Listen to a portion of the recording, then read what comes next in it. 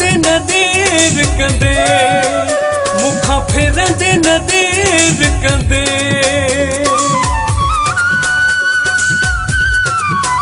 हथ कढंदे न देर कंदे, मुखां फिरंदे न देर कंदे। नांगुवर में हयूं थो वतां, माण्हुनि जा परे दुश्मन मां त साण खयूं थो वतां।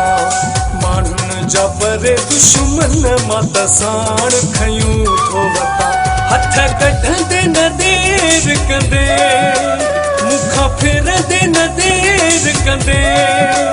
नांगुवर में हयूं थो वतां, माण्हुनि जा परे दुश्मन मां त साण खयूं थो वतां।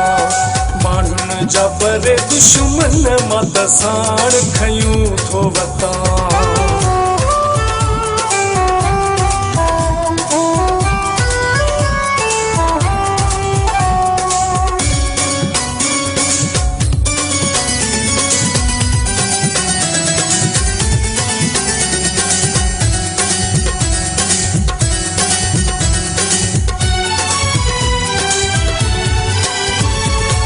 सुहिणा सब कुछ समझंदो आहियां, पर तोखे कुछ चवंदो न आहियां।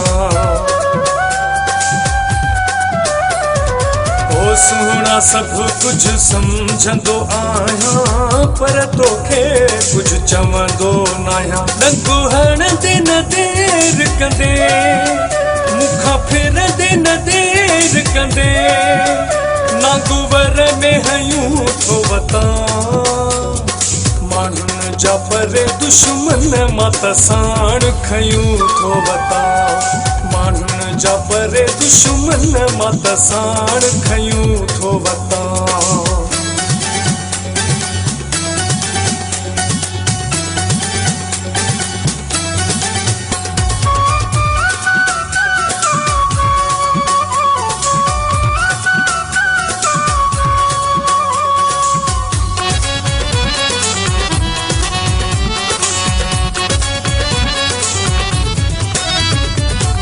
माण्हुनि लेखे मुंहुं जो आहीं, मूंखे ख़बर सा हूंदी आ साईं। ओ माण्हुनि लेखे मुंहुं जो आहीं, मूंखे ख़बर सा हूंदी आ साईं। यारी छिनंदे न देर कंदे, मुखां फिरंदे न देर कंदे। नांगुवर में हयूं थो वतां, माण्हुनि जा परे दुश्मन मां त साण खयूं थो वतां। माण्हुनि जा परे दुश्मन मां त साण खयूं थो वतां।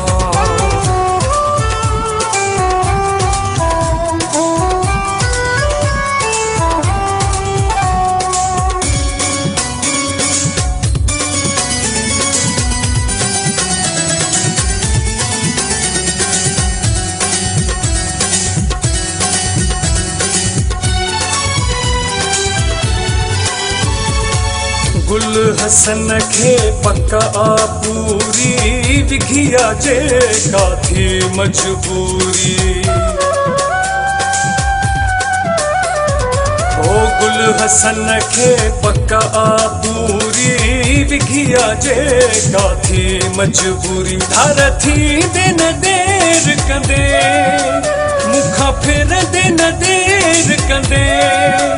नांगुवर में हयूं थो वतां, माण्हुनि जा परे दुश्मन मां त साण खयूं थो वतां। माण्हुनि जा परे दुश्मन मां त साण खयूं थो वतां। हथ कढंदे न देर कंदे, मुखां फिरंदे न देर कंदे।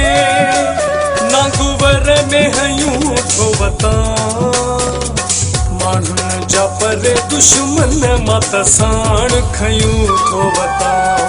माण्हुनि जा परे दुश्मन मां त साण खयूं थो वतां।